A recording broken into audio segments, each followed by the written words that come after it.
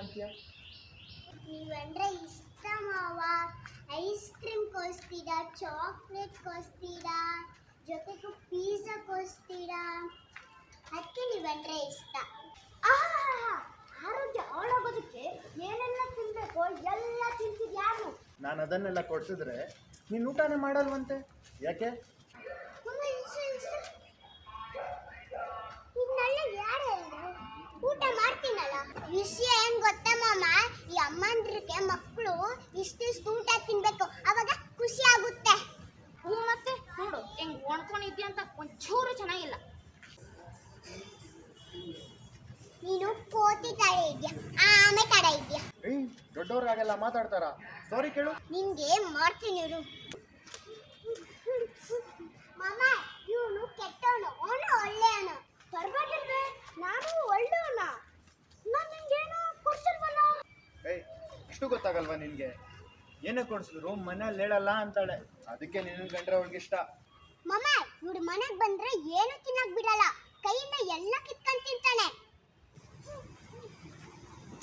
ಕೇಳಿದ್ರೆ ಒಂದು ಕೊಡಲ್ಲ, ಕೋಪಕ್ಕೆ ಎಲ್ಲ ತಪ್ಪು ಬಿಸಾಕ್ತಾಳೆ. ನಾನು ಕೇಳ್ತಾ ಇದ್ರು ಕೊಡ್ತಾಳೆ. ನನ್ನ ಮುದ್ದು ಮರಿ. ಇವಾಗ್ಲಿಂದಾನೆ ಬಕೆಟ್ ಹಿಡಿತಿದ್ಯಾ ಅವಳಿಗೆ? ಪ್ರಾಕ್ಟೀಸ್ ಮಾಡು. ಜಗ್ಗು ಬಕೆಟು ಡ್ರಮ್ಮು ಇಟ್ಕೊಳ್ಳೋದನ್ನ ಪ್ರಾಕ್ಟೀಸ್ ಮಾಡೋ. ಸಾಕ್ ಬಿಡಿ ಇಬ್ರು, ಇನ್ನೂ ರೇಗಿಸ್ಬೇಡಿ ಅವಳನ್ನ. ಒಬ್ಳೆ ಬಿಟ್ರೆ ನಿಮ್ಮಿಬ್ರು ಎಳ್ಳಾಗ್ತಾಳೆ ಅಲ್ವೇನಾ? ಮಾವ ಏನಾಡು ಖುಷಿ ಹಸಿವಾಗ್ತಿದೆ. ನೀವಿಬ್ರು ಮನೆಗೆ ಹೋಗ್ತಿರೋ? ನನ್ನ ಮನೆ ಕಳಿಸ್ತ್ಯಾ? ಇರು ಅಮ್ಮ ಫೋನ್ ಮಾಡಿ ಹೇಳ್ತೀನಿ. ನಾನ್ ಸಾಕ್ಷಿ ಹೇಳ್ತೀನಿ ಕಣೆ, ಇಲ್ಲ ಇವ್ನು ಸುಳ್ಳು ಹೇಳ್ತಿದ್ದಾನೆ ಅಂತ.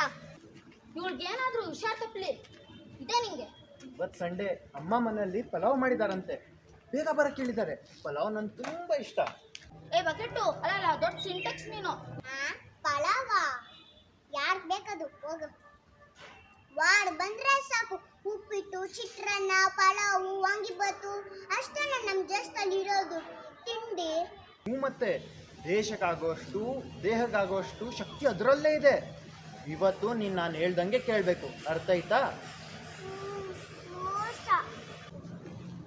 ಅಕ್ಕ ಖುಷಿ ಆಗ್ಲೋ ನಾವು ಮನೇಲಿ ಇರ್ತಾರಲ್ಲ. ಓ ಅವಳಿಗೆ ಊಟ ಮಾಡೋದಕ್ಕೇನೆ ಸೋಂಬೇರಿತನ. ಬರೀ ಐಸ್ ಕ್ರೀಮು ಚಾಕ್ಲೇಟು ಅಂತ ಹಾಳು ಮುಳು ತಿಂತಾಳೆ. ಅವಳ ಮಾವಕ್ಕೂ ಬುದ್ಧಿ ಇಲ್ಲ, ಕೇಳಿದ ತಕ್ಷಣ ಕೊಡಿಸ್ತಾನೆ. ಅಕ್ಕ ಅದೆಲ್ಲ ಕೊಡಿಸ್ಬೇಡ್ದಕ್ಕ, ತಿಂದ್ರೆ ಏನೇನೋ ಕಾಯಿಲೆ ಬರುತ್ತೆ. ಅಕ್ಕ ಅದೆಲ್ಲ ತಿನ್ನಕ್ ಬಿಡಬೇಡಿ, ಹೊಡ್ಕೊಂಡು ಹೆಂಗಾಗಿದ್ದಾಳೆ ನೋಡಿ.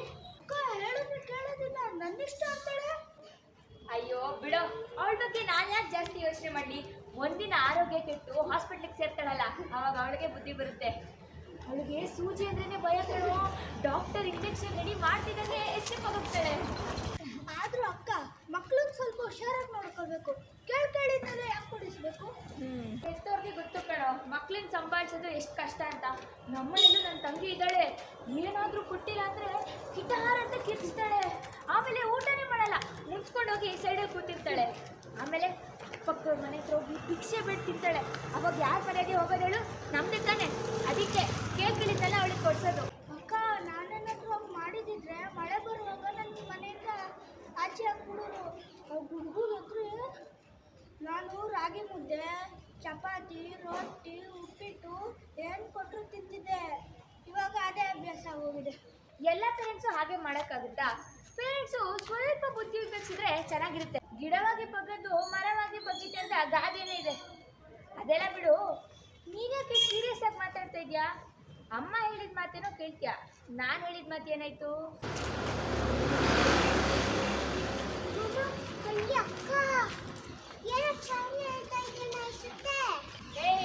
ಯಾರಿಗೆ ಹೇಳ್ತಾ ಇದೆಯಾ? ಮಕ್ಕಳು ಥರ ಇದ್ರೆ ಸರಿ, ಜಾಸ್ತಿ ಮಾತಾಡಿದ್ರೆ ಹಾಗೆ ಆಗ್ಬೇಕು. ಮಾತಿನ ಮಲ್ಲಿ